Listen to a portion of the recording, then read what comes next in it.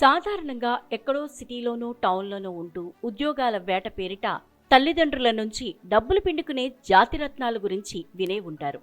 అయితే నిజంగానే ఉద్యోగాల వేటలో అలిసిపోయిన నిరుద్యోగుల కోసం పుట్టుకొచ్చింది ప్రిటెండ్ టు వర్క్ ట్రెండ్. అంటే పని చేస్తున్నట్లు నటించడం అన్నమాట. ఈ జాబ్తో జేబుగుల్ల కావటం తప్పించి ఎలాంటి ప్రయోజనం ఉండదు. చైనాలో ప్రస్తుతం లేఆఫ్స్ పర్వం కొనసాగుతోంది. ప్రముఖ కంపెనీలు సైతం వేల సంఖ్యలో ఉద్యోగుల్ని తొలగించుకుంటూ పోతున్నాయి. దీంతో నిరుద్యోగుల శాతం పెరిగిపోతోంది. జాబ్లెస్గా ఉండిపోవడంతో తీవ్ర ఒత్తిడి, మానసికంగా కుంగిపోయే అవకాశాలు ఎక్కువగా ఉంటాయి. అయితే కాస్త డబ్బున్న వాళ్లకు ఊరట కలిగించేందుకు ఈ సేవలు పుట్టుకొచ్చాయి.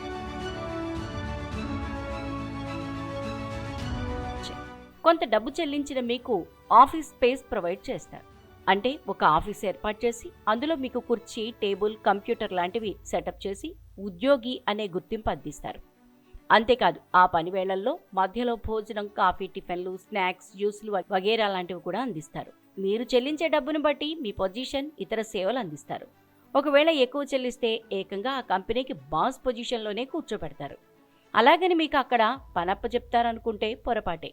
ఇవి కేవలం ఉత్తిత్తి ఉద్యోగాలు మాత్రమే. కేవలం మీలోని నిరుద్యోగి అనే భావాన్ని దూరం చేయడానికి మాత్రమే ఈ సేవలు సహాయపడతాయి. అంటే మీరు ఈ ఉద్యోగ ప్రయత్నాల్లో ఎప్పటిలాగే మునిగిపోవచ్చన్నమాట. నిరుద్యోగ యువత ఈ తరహా సేవల కోసం ఎగబడుతున్నారు.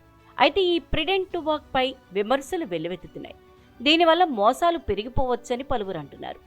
అయితే ఖాళీగా రోడ్ల వెంట తిరగటం, ఉద్యోగాల కోసం తిరిగి అలసిపోవటం, ఉద్యోగం దొరకక ఇంటికి ఆలస్యంగా వెళ్లటం, ఇలాంటి వాటికంటే ఈ ఉత్తిత్తి ఉద్యోగాలు చేసుకోవటం నయం అనే అభిప్రాయాన్ని చాలామంది వ్యక్తం చేస్తున్నారు. అయితే ఈ సేవల ఉద్దేశం ఏదైనా దీనివల్ల మంచి కంటే చెడు ఎక్కువగా జరుగుతుందన్న బాధనే ఎక్కువగా వినిపిస్తోంది.